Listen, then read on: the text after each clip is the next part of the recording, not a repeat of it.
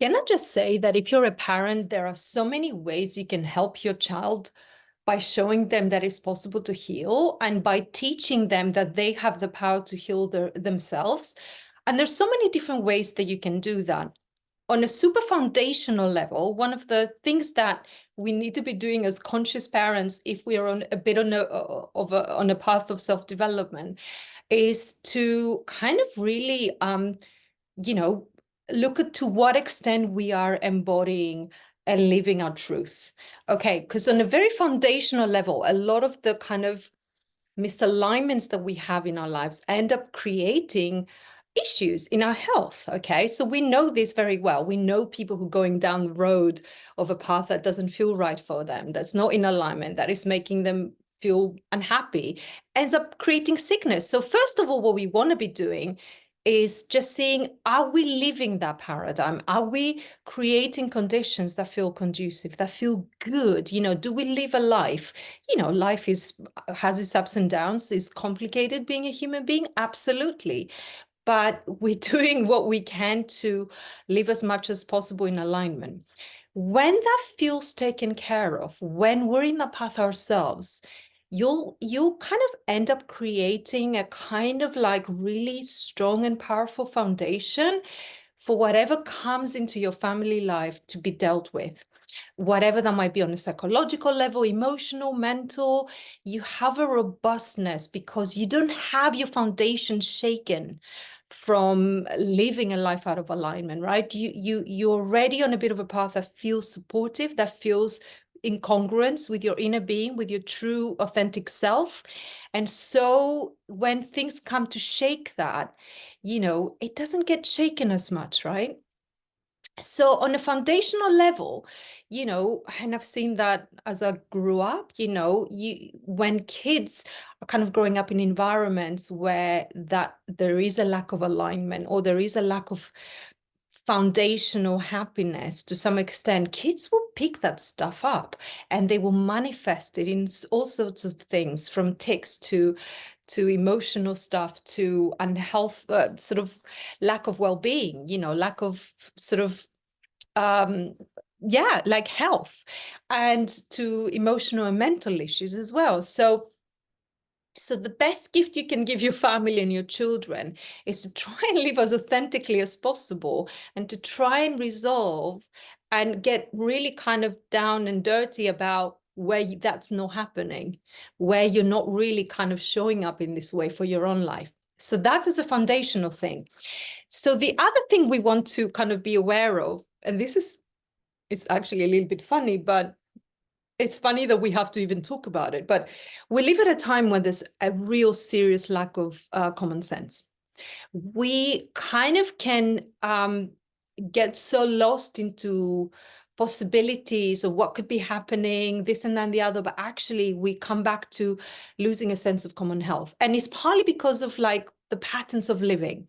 So we live in an extra kind of like trauma-based productivity type of society and a way of living that we haven't questioned, right? So you might be doing what you love, but you over like burdening yourself with it. You kind of over pushing yourself and you convinced yourself that that's okay, right? Because you might be ambitious or driven or whatever. But you might have aspects of your living, including your family life and the way, your kids copy you, right? They see how you're living life. But we might not have questioned that and to see if that's actually healthy in itself, right? So then you have a child who's kind of like pushing themselves in that way. And they sort of like, when things happen, when they get unwell, when they do kind of like keep on having recurring issues with certain things, either with stress, with mental unfitness or physical unfitness, we don't question it because we have lived in that sort of like paradigm of fast living for too long. And it's this thing that if we don't question it, they're not going to be in a position. They feel they have to catch up with a reality that will create it, that it's not really maintainable and it's not really sustainable for a long time. So come back to like looking at things in a very commonsensical way. Like, does it make sense to be like pushing your kid having like an after school club every single day after school? Like, I get it that it might be what you need because of your work commitments or whatever. And I'm not here to offer an easy solution for you, I'm afraid, but I'm going to just say it, right? I'm going to just get down to the bottom of it. Like sometimes we might be creating situations that are just not right for the constitution of your child, right? So it might be suiting you, but is that really what they need, or is it that something that they adjusted? It might be common sense. My son the other day had an issue with his eye, and he said, like, I just kind of like, Mom, just as soon as I got in the house, it was fine before. And I said, okay, well, have you washed your hands? And have you, washed your eye? And he said, no. Well, try and do that. He went and washed his hands and washed his eye, put some water, and he was like, oh, it was fine again. And it was something simple. And again, common sense is missing a lot from our lives. We're overcomplicating things. And, I see a lot of like very spiritual people saying, oh, you need some healing there. Sometimes it might be you need food, you need sleep, you need rest. And I come back to those three things over and over again. I've changed my life in a way that was extremely inconvenienced.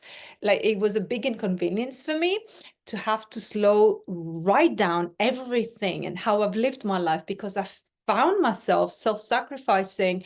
And actually, I did not like the person I was becoming, and I wasn't able to really kind of sustain my energy, let alone be there for other people, my family, right? So it's this thing of like, am I eating well? Have I eaten? Have I slept well? Have I drunk water? Come back to some of the basics, see what's okay and what's not happen. Can you come back to those basics, look at those, try those out and see what happens then? Because I find that a lot of things get taken care of when I sleep well and when I rest. And that includes sometimes having rest during the day. So notice those things and notice where you might have gone astray with some of those kind of like important, like sort of functioning rituals that we have in our lives. The third thing I want to talk about is about really carrying a belief system that it's possible to heal everything. So we are empowered in a healing process. If you're somebody who feels that unless you go to a doctor or get a medicine, whatever, things cannot be fixed, if you don't feel that there's a holistic approach to things, it might be very difficult to really kind of tap into this and embody this, right? But bear with me for a minute, because I feel this is important. Our bodies are not meant to be sick. We're meant to be well. It's our lifestyles and the way of living that's created disease for a lot of us. And when it comes to when we start taking care of ourselves and when we're looking at holistic ways of living and when we address our emotional, our physical, all those kind of things in a holistic way, what can happen is that we might find there's bigger gaps between being unwell. And when we start to address and have conversations with our spirit, conversations with our soul, conversations with the people in our lives that are kind of really impacting our lives about the things that bother us, you might find that solutions start to become a lot more obvious. So again, coming a little bit back to the thing of when we live in alignment, when we live holistically, we get sick a lot less. And then the solutions become a lot more viable. And we feel like, of course, there's a solution because something is out of alignment. Here's something that we can come back and nurture, support, look into, address, discuss, use our intuition and tap into. So one of the things I do with my son is teach him that he can heal everything. So, he had an issue where he got bullied from some kids in football club. And I didn't know, he had discussed a little bit of thing, but I didn't know that it was really impacting him or that it was a big deal. And he lost his temper once. And, his anger was a real clear indication. So, well, thank you for showing me. I didn't realize it was a big deal. So he had a lot of anger stored, which in itself can cause issues, right? So we had a conversation, talking through stuff. It's incredible how you can start feeling less pain where you felt pain, or where you can feel discomfort, emotional, psychological, whatever. Obviously, we took the actions we needed to take to address the stuff, have the conversations, all that with the football club and all that, right? But that evening, he was at home. He cleared the air. He expressed the anger. The anger was really important to come out of his body, first of all. The second thing that happened was that we had a conversation. I held space for him. There was no reaction. It was no problem him losing his shit with me, and he was okay, and it was totally normal for him to do that. And then he had a conversation, and there was a hell of a lot of validation about how wrong that was, and it wasn't okay, especially at an age where they feel they need to be cool, you know, like you have to be very strong, especially as a boy and all that. My son is a sensitive soul. It's something we really support, and him to, like, you know, it's a superpower. So, you know, we really kind of want him to feel safe, that he can talk about it. And just as we talked about it, we did all that, he started moving more. I could see he was able to move. He wasn't holding that secret inside the body. He wasn't holding it as an anger. He started moving, was moving about, and then he started tapping in his body, and he started going like, like getting his throat chakra clearing and moving. And I felt he started doing stuff on himself and moving the energy for that particular evening where that felt there was the outburst, right? And as I said, then we took the actions, and then generally there's been conversations throughout the months, right? That happened last year. Throughout the months about it, we took actions. He saw that we held space for him. He saw that we stood up for him. He had that validation that it's not okay, right? Another time he had an issue with his leg out of the blue. I don't know what's going on with the leg, you know? And I said, okay, you know, that's weird. So started talking with him about it. And it was very interesting what happened that evening. And for some reason, I started like showing him video clips of like Monty Python, the silly walks, then like moonwalk, like Michael Jackson's moonwalk. I don't know, it was a bit out of the box. I just felt like I needed to talk to him about all that stuff. And we brought some comedy in the situation, and like I kept on having conversations and asking him questions and what could happen. He saw this attention going on him. He saw that he was being loved. Something his body was pointing out, and there was attention to him. And I saw him bursting out like a spontaneous laughter. And it was almost like his higher self kicked in. And suddenly there was no pain anymore. It's almost like, I don't know what happened that evening, but there was a conversation and there was some space being held.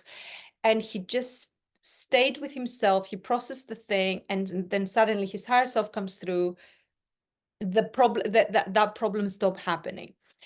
But the reason why conversation is really important is because often when the body brings things up, or when our emotional body or physical body or whatever, spiritual body comes up with stuff, it's amazing to see what can be done when sacred space is being held. As a parent, you don't minimize it. You think, oh, you're stressed, oh, you this or whatever, oh, you played football. No, you have conversations with your child. It doesn't matter how, if you can't find something to talk about, ask them questions. When did you start feeling this first? Or when because you starting to get them in this conscious processing of like, okay, there's a mindfulness and attention and witnessing around me. There's some care and some love going on. You're not pretending that you know what's going on, right? But you're just there to hold space, listen to them, understand. He knows I'm ready any moment to start putting pieces of the puzzle together. And even if I'm not going to bring a solution, and it's not necessarily about that, just the holding of the space is extremely powerful. I cannot emphasize this enough.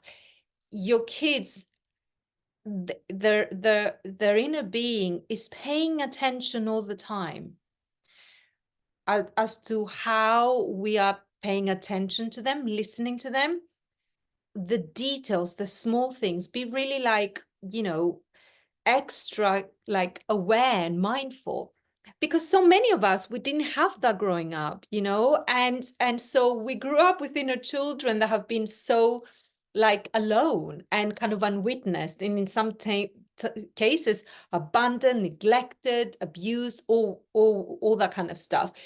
And you know, unless we heal that stuff, we're not going to be in a position or feel inclined or see the value of just paying attention to the silly little things that our kids will tell us about the things that are happening in their lives, about the little pains, things that are happening, right? And so it's a very interesting way to help them heal when the kid, and I noticed with my son, when he mentioned some things, he'd tell me about them and so, oh, that's interesting, tell me more about it. And he will, and a whole space and all that. And often they just disappear. But even if they're small things, you don't want to assume that they will disappear anyway. Just listen to them and ask them questions as to what they've done so far. So I'll ask him, have you eaten? Have you slept well? How much technology did you do today? Because actually, it can give you headaches or whatever. Have you eaten something? Have you been to the toilet? So those questions actually become the questions we ask, and the things we say to our kids becomes their inner voice. So do you see why I'm sharing all this with you? Because they get to kind of like get brainwashed really through the things we say. And if you're going to brainwash your child, you might as well do some positive reprogramming, right? So every time you pay attention and ask those questions, that becomes their inner voice. So now he's a lot more like, kind of like, he starts to automate that in himself already. And he knows that, actually it's not natural to be unwell, to be unhealthy, to be sick or whatever. So when it happens, we pay attention. We take time off from school. We really take care of him. He doesn't get penalized by being sick. He gets, if anything, really looked after. He'll get really nice food, cushions, everything he needs. So it's this thing of like, just really, normally our bodies, if they've been sick, they need to process something, they need to work through something. And I've just seen him, he's just a lot more ready to deal with anything that comes his way, because we've created the space and we've set the belief system pretty much that, it's not natural for the body to be unwell. So clearly it's bringing something to your attention, and a lot of things can be solved very quickly. And the more we do this with the small things, then it's less likely for that to build into a much bigger thing. Of course, bearing in mind we've got our soul contracts, you don't know what kind of lessons they're here to learn, and through disease, through whatever, so I don't want to like bulldoze over a bunch of other things that can come into play here. But it's really understanding, particularly for most of the children who are just generally here meant to be healthy. We are meant to be healthy, right? And grown-ups and children as well. So it's like there are ways to deal with it, and it's about really coming back to bringing the power to ourselves. We have the ability to heal our bodies and our minds and our hearts and everything. And the sooner we show our kids that they're actually able to do that, they're in the driving seat of their health, the better it becomes. And it's not even about knowing the solutions, but it is about having a holistic approach with a strong foundation, living in alignment, living with, not leaving stones unturned, right? And interrogating the parts of you that are kind of like shutting down or resisting, or, whatever, doing a shadow work, all that kind of stuff. So bear that in mind. I wanted to share this because it just like, just something I'm noticed with my son, and I'm really happy to be sort of taking that approach as to, how we deal with well-being, physical, mental, emotional, and seeing how much easier it all becomes when you create a strong foundation with your children, where those conversations are being had, and understanding the power you hold as a parent to reprogram your child positively. Because let's face it, you're going to be brainwashing your child from who you are, how you live your life. So if you're going to do any sort of programming, you might as well do a positive one than not a positive one, right? And one that is sovereign, that has a combination of an embodied, aligned experience of living, shadow working and going within the uncomfortable places in ourselves, right? one that uses an element of common sense, right? Coming back to basics, hierarchy of needs, Maslow's, right? We're looking at taking care of our needs on a basic level, food, lifestyle, sleep, rest, all those kind of things, and socialization aspect, all that stuff. And then kind of like building from there. So, and knowing that you actually do become your child's inner voice. The things you say, and the things you do are essentially becoming his inner being's kind of control mechanism to some extent, or driving mechanism, until they individuate and they start questioning all that and they take the wrong path and they just say, like, you've done it all wrong, mama. So just wanted to share this, and hopefully you feel a lot more empowered, and you'll be kind of starting to look at the ways that you live your life, and the way you live your life and the belief systems you hold, how that could influence your kids. And it's also how we break generational curses, right? Because as we evolve, as we grow, we have so much more to our disposal, so many more tools to do it better. And it's really kind of like helping your child do less work as they get older, but doing that work yourself. So I wanted to share this. I hope you found it useful, and I'll speak to you soon.